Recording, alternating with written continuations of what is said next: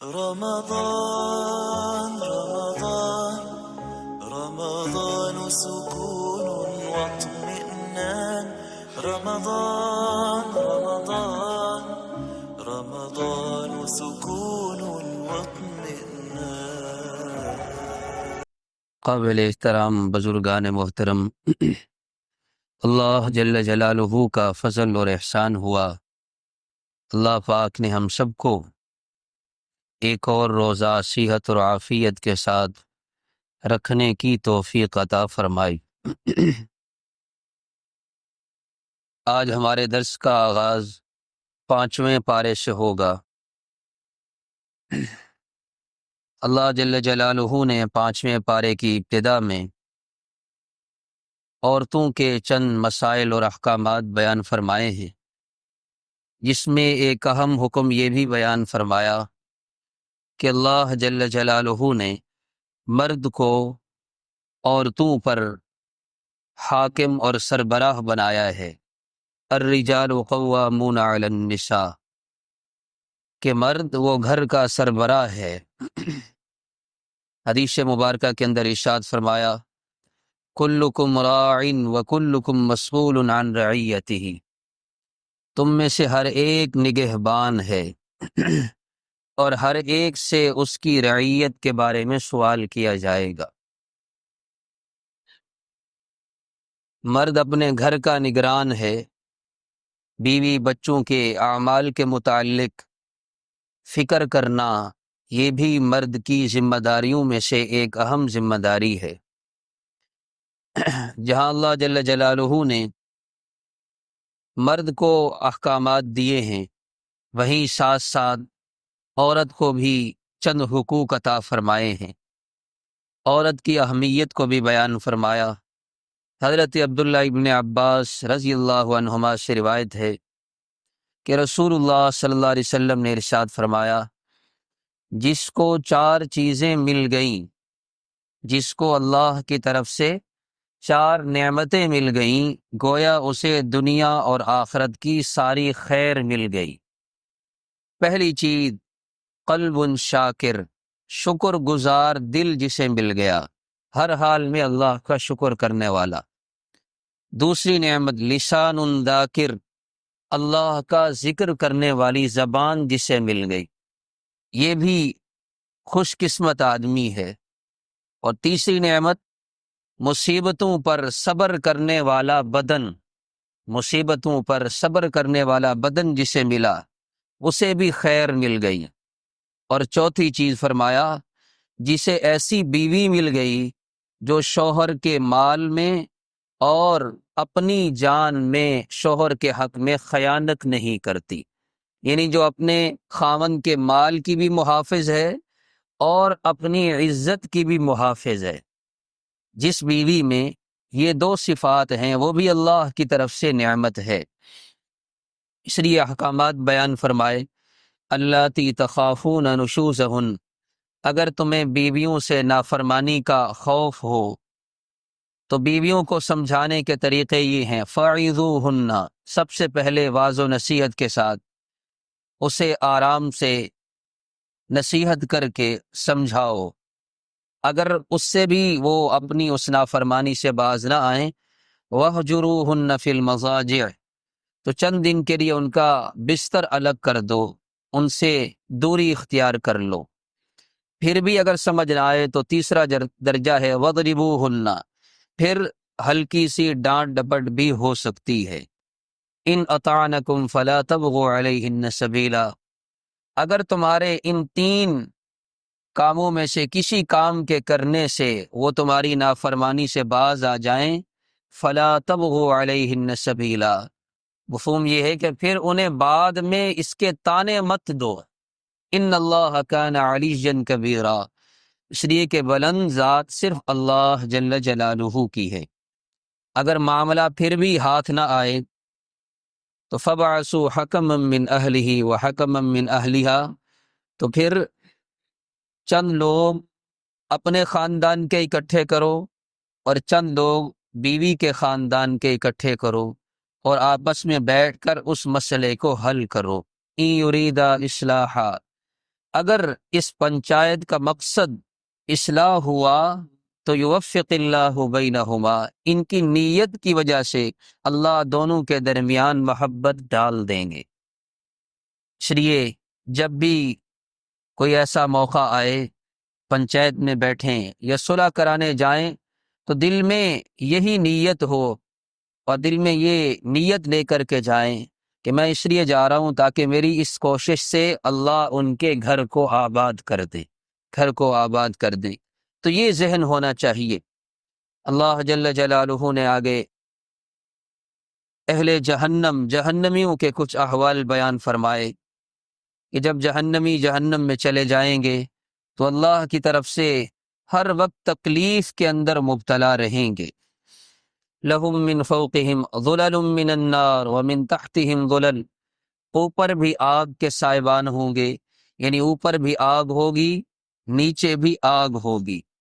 اور کلما نضجت جلودہم بدلناہم جلودا غیرہا لیذوقوا العذاب، جب ایک مرتبہ کھال جل جائے گی تو فوراً اللہ دوسری کھال دے دیں گے۔ حدیث میں آتا ہے جہنمیوں کو دن میں، ہر دن میں 70,000 بار جلایا جائے گا۔ جو کھال ہوگی، انسانی کھال ہے، جل جاتی ہے، تو جب جو ہی جلے گی اللہ فوراً دوسری کھال دیں گے۔ 70,000 بار ایک دن میں جلایا جائے گا۔ سب سے پہلے آگ کا لباس شیطان کو پہنایا جائے گا، اور جب آگ کا لباس پہنے گا تو فوراً کہے گا یا صبورا یا صبورا، ہائے موت آ جائے، اے موت آ جا، اے موت آ جا، وذریۃ من خلفہ، اور پھر شیطان کے جو پیروکار لوگ ہوں گے وہ بھی شیطان کے پیچھے آگ کا لباس پہنتے ہوئے یوں کہیں گے یا صبورا، اے موت آ جا۔ اللہ فرمائیں گے لا تدعوا اليوم ثبورا واحدا وادعوا ثبورا کثیرا، ایک موت کو نہیں، کئی موتوں کو بھی پکارو، لیکن لا یموت فیہا ولا یحیا، یہ ایسی زندگی ہے جس میں نہ تمہیں موت آئے گی نہ اچھی زندگی میسر ہوگی، اچھی زندگی میسر ہوگی۔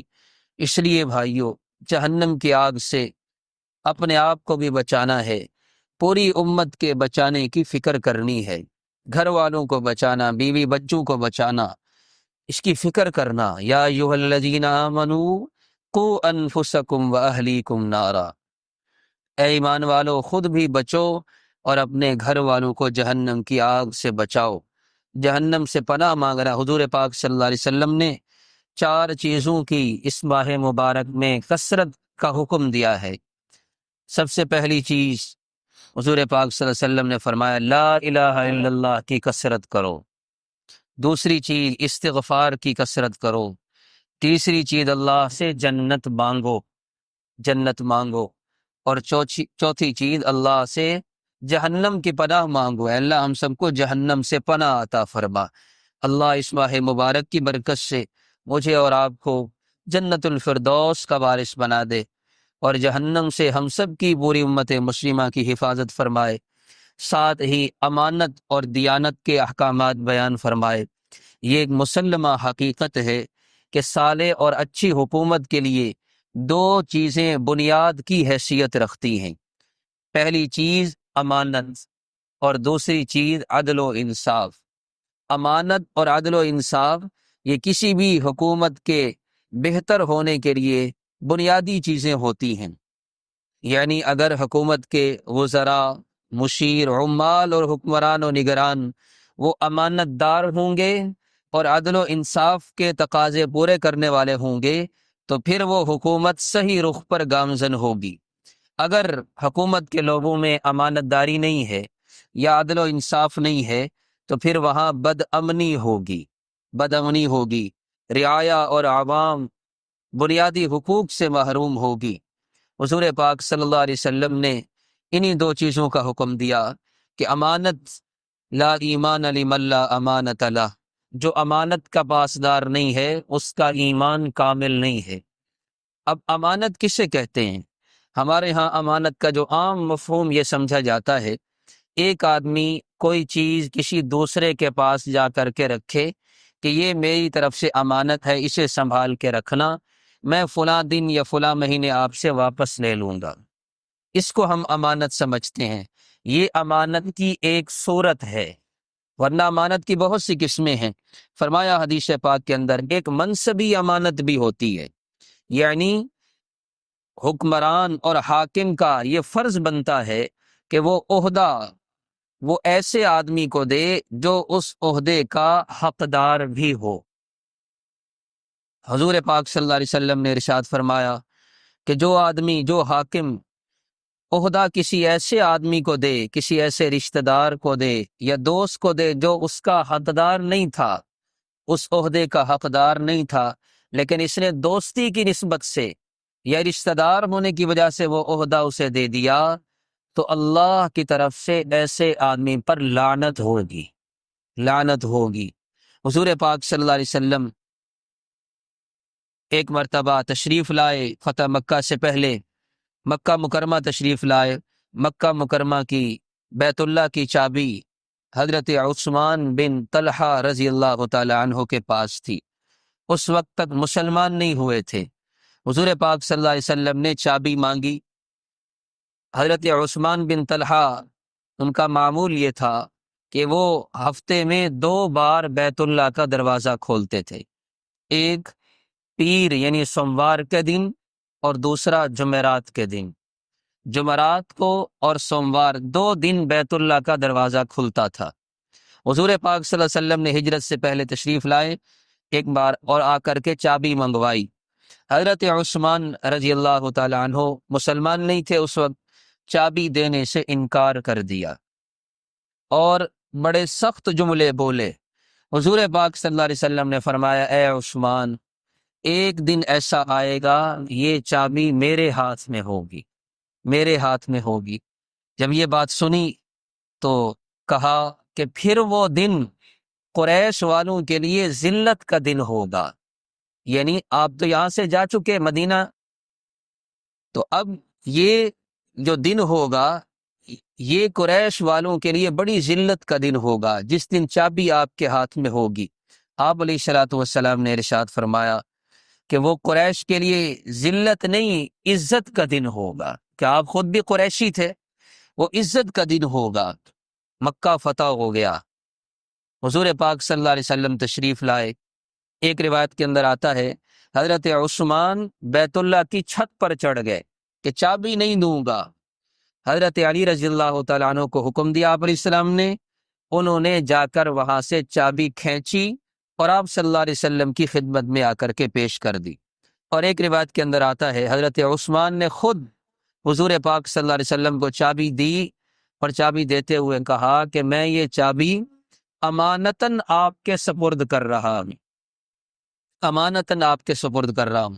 آپ علیہ الصلوۃ والسلام چابی لے کر دروازہ کھولا، بیت اللہ کے اندر داخل ہوئے، نوافل ادا کیے، واپس تشریف لائے۔ جب باہر نکلے حضرت عباس رضی اللہ تعالیٰ عنہ اور حضرت علی رضی اللہ تعالیٰ عنہ نے یہ خواہش کی کہ یہ چابی ہمیں دے دی جائے، ہمیں دے دی جائے۔ بیت اللہ کی چابی رکھنا بہت بڑی عزت اور شرف کی چیز تھی۔ آپ علیہ الصلوۃ والسلام نے فرمایا نہیں، اللہ نے یہ آیت نازل فرمائی ان اللہ یأمرکم، اللہ تمہیں حکم دیتا ہے ان تؤدوا الامانات الی اہلھا، کہ امانت والوں کے سپرد کر دو۔ حضرت عثمان کو دے دی اور فرمایا کہ یہ خالدتاً طالدتاً، اے عثمان اب یہ قیامت کی صبح تک تمہارے خاندان میں رہے گی۔ یہ سننا تھا۔ حضرت عثمان رضی اللہ تعالیٰ عنہ کلمہ پڑھ کر مسلمان ہو گئے، آج تک یہ اسی خاندان کے پاس چلی آ رہی ہے۔ اس سے یہ بتلا دیا کہ ایمان والا وہ امانت کی کس قدر پاسداری کرتا ہے۔ ارشاد فرمایا ایمان والو اللہ اور اس کے رسول کی اطاعت کرو، اور اگر تمہارا آپس میں جھگڑا ہو جائے تو اللہ اور رسول کے پاس فیصلہ لے کر آؤ، اگر تم اللہ اور آخرت کے دن پر ایمان رکھتے ہو۔ ایک ایمان والا جب بھی کسی معاملے میں مشکل پیدا ہوتی ہے وہ فوراً شریعت کے سامنے اپنا مسئلہ رکھتا ہے اور اللہ اور اس کے رسول سے اس کا حل چاہتا ہے۔ حضور پاک صلی اللہ علیہ وسلم نے مکمل اور کامل دین دیا جس میں تمام شعبوں سے وابستہ آدمیوں کے لیے مکمل ہدایت کا سامان موجود ہے۔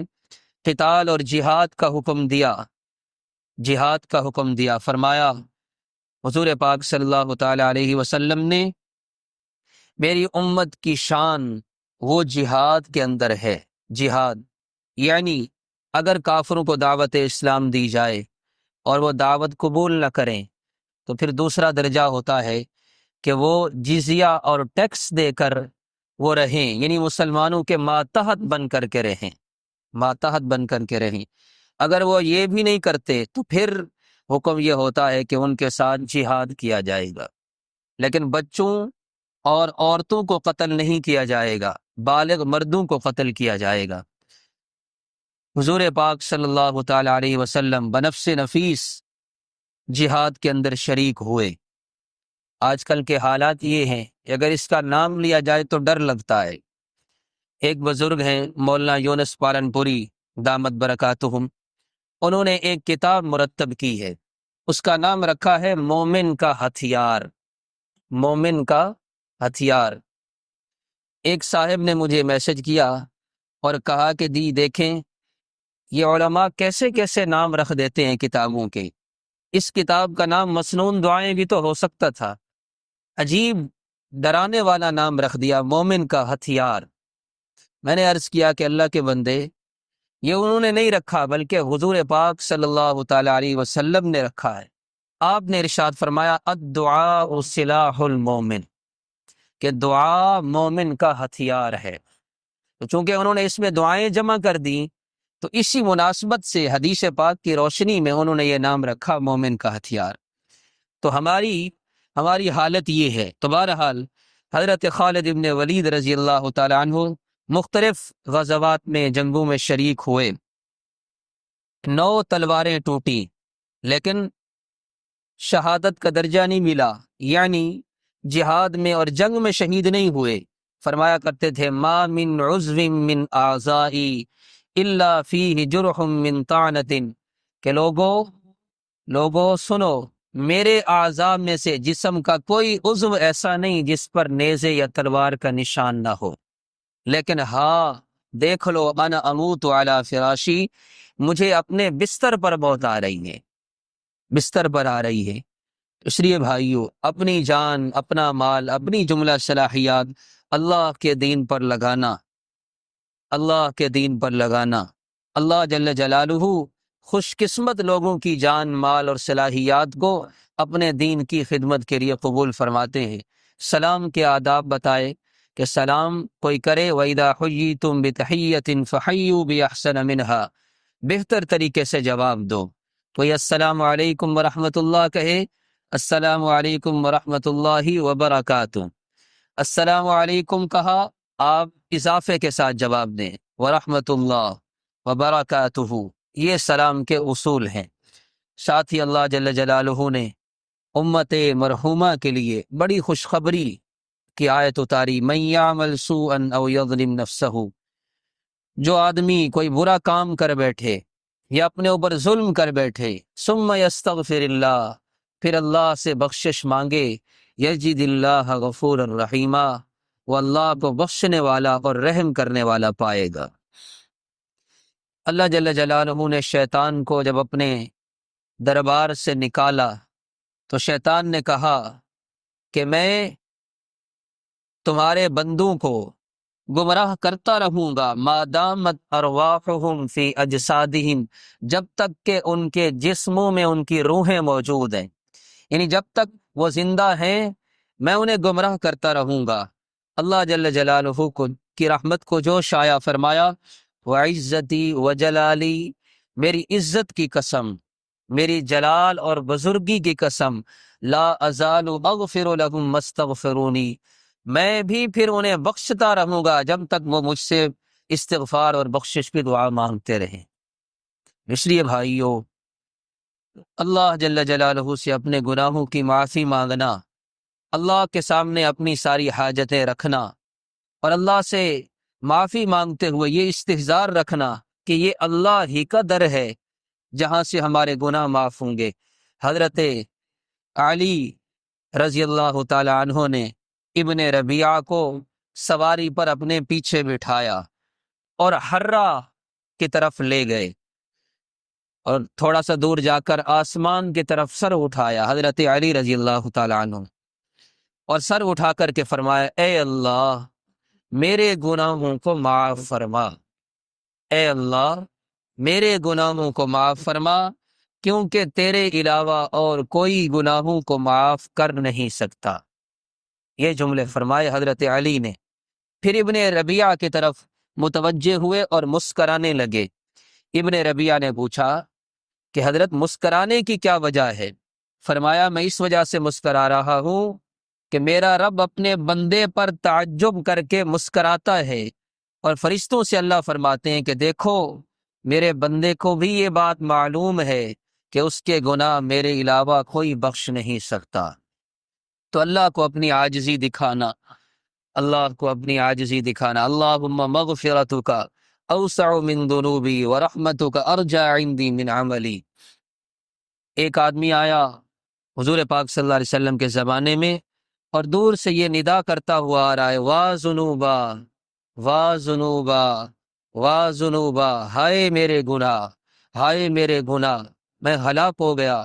حضور پاک صلی اللہ علیہ وسلم نے بلایا، اور بلا کر کے یہ دعا تلقین فرمائی کہ یہ دعا پڑھو، اللہم مغفرتک اوسع من ذنوبی ورحمتک ارجع عندی من عملی۔ اے اللہ تیری بخشش میرے گناہوں سے بہت وسیع ہے، ورحمتک ارجع عندی من عملی، اور میں اپنے عمل سے زیادہ تیری رحمت کی امید رکھتا ہوں۔ مجھے اپنے عمل پر بخشش کی امید نہیں ہے، میں تو تیری رحمت سے بخشش کی امید رکھتا ہوں۔ یہ دعا پڑھی، آپ علیہ الصلوۃ والسلام نے فرمایا جاؤ اللہ نے تمہارے سارے گناہوں کو معاف فرما دیے۔ اس لیے بھائیو اللہ کی رحمت سے امید ہو، اللہ کی رحمت سے امید ہو کہ اللہ ہمارے گناہوں کو معاف فرمائیں گے۔ یہ رمضان المبارک کا مہینہ اللہ نے عطا ہی اس لیے فرمایا ہے کہ اللہ اپنے بندوں کی بخشش فرمانا چاہتے ہیں، تو اس لیے گھروں میں قرآن کریم کی تلاوت کا ماحول ہو، اعمال کی طرف لگیں، اعمال کی طرف لگیں۔ حضور پاک صلی اللہ علیہ وسلم نے ارشاد فرمایا اگر میری امت کو رمضان کی قدر معلوم ہو جائے، پتہ چل جائے کہ رمضان میں اللہ کتنی رحمت فرماتے ہیں، تو میری امت کے لوگ خواہش کریں کہ سارا سال رمضان ہو۔ تو اس لیے خود بھی کوشش کریں اور اپنے گھر والوں پر محنت کریں۔ بار بار اس لیے عرض کیا جاتا ہے کہ ہم خود اپنے طور پر تو کوشش کرتے ہیں، لیکن اپنے اہل و عیال کے متعلق بہت غافل ہیں، ہم غافل رہتے ہیں، ان کی فکر نہیں کرتے۔ اگر کرتے ہیں تو اس پر اللہ کا شکر ادا کریں، مزید محنت کریں۔ اگر نہیں کرتے تو آج سے ان کی بھی فکر کرنا، کہتے ہیں ہم اپنے بچوں کو یہ کہہ رہے ہوتے ہیں کہ بیٹا پڑھ لو تمہارا مستقبل بن جائے گا۔ دنیا کا مستقبل کتنا ہے؟ زیادہ سے زیادہ 60-70 سال۔ فرمایا اعمار امتی ما بین 60 الی 70، میری امت کی جو اوسط عمر ہے وہ 60 سے 70 سال کے درمیان ہے بس۔ تو 60-70 سالہ زندگی کے لیے ہم بچے کو کہہ رہے ہوتے ہیں پڑھ لو تمہارا مستقبل بن جائے گا، اور ایک مستقبل وہ ہے جو حقیقی مستقبل ہے، دنیا کا مستقبل نہیں ہے، آخرت کا مستقبل وہ اصل مستقبل ہے۔ تو دنیا سے زیادہ ان کی آخرت کی فکر ہونی چاہیے۔ اللہ جل جلالہ محض اپنے فضل و کرم سے ہم سب کی کامل مغفرت فرمائے، اور اللہ جل جلالہ ہمیں زیادہ سے زیادہ نیک اعمال کرنے والا بنائے۔ اللہم لک الحمد کلہ ولک الشکر کلہ، اللہم لا نحصی ثناء علیک انت کما اثنیت علی نفسک، اللہم نور قلوبنا بعلمک واستعمل ابداننا بطاعتک، ربنا ظلمنا انفسنا وإن لم تغفر لنا وترحمنا لنكونن من الخاسرين، اللهم اهدنا واهد بنا، اللهم اجعلنا سببا لمن اهتدى، اللهم اجعلنا هداة مهتدين، صلی اللہ تعالی علی خیر خلقہ محمد وآلہ وصحبہ اجمعین۔